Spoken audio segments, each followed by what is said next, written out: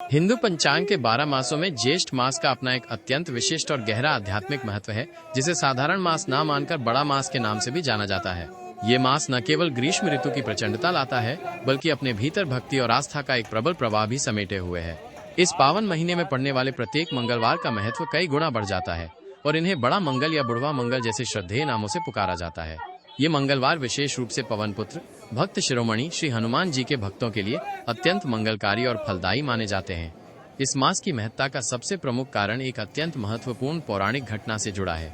मान्यताओं के अनुसार इसी पवित्र ज्येष्ठ मास में धर्म की स्थापना के लिए अवतरित हुए मर्यादा पुरुषोत्तम भगवान श्री रामचंद्र जी और उनके परम भक्त अतुलित बल के धाम श्री हनुमान जी का प्रथम साक्षात दर्शन हुआ था। ये वो अविस्मरणीय और ऐतिहासिक क्षण था जब किष्किंधा पर्वत पर सीता माता की गहन खोज के दौरान हनुमान जी ने भगवान राम और लक्ष्मण से भेंट की थी। इस अलौकिक मिलन ने न केवल हनुमान जी के जीवन की दिशा पूरी तरह बदल दी, बल्कि संपूर्ण रामायण की कथा को भी एक नया आयाम दिया। इस प्रथम भेंट की स्मृति में ही ज्येष्ठ मास में पड़ने वाले प्रत्येक मंगलवार को हनुमान जी की आराधना के लिए अत्यंत शुभ, सिद्ध और शीघ्र फलदायी माना जाता है।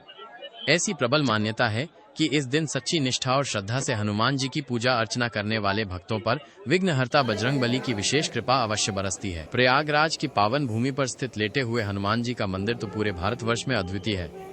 यहाँ बजरंगबली की एक विशाल और भव्य लेटी हुई प्रतिमा स्थापित है, जिसके बारे में एक अद्भुत और अलौकिक मान्यता प्रचलित है कि त्रिवेणी, गंगा, यमुना और पौराणिक सरस्वती का संगम स्वयं आकर इस प्रतिमा को स्नान कराती है।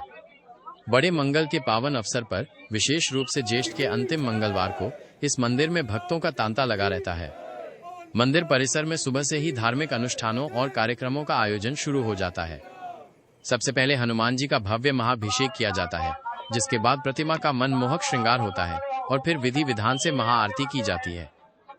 इस दौरान पूरा मंदिर परिसर भक्तिमय वातावरण से गूंज उठता है। भक्तों की सुविधा और सेवा के लिए व्यापक प्रबंध किए जाते हैं, जिनमें थके हारे श्रद्धालुओं के लिए जगह जगह भंडारे लगाए जाते हैं, जहां प्रसाद के रूप में भोजन वितरित किया जाता है और गर्मी से राहत देने के लिए शीतल शरबत की व्यवस्था की जाती है। हनुमान जी का आशीर्वाद प्राप्त करने और अपनी मनोकामनाएं पूर्ण करने के इच्छुक भक्तों को सलाह दी जाती है कि वे इस दिन सच्चे मन से उनकी उपासना करें।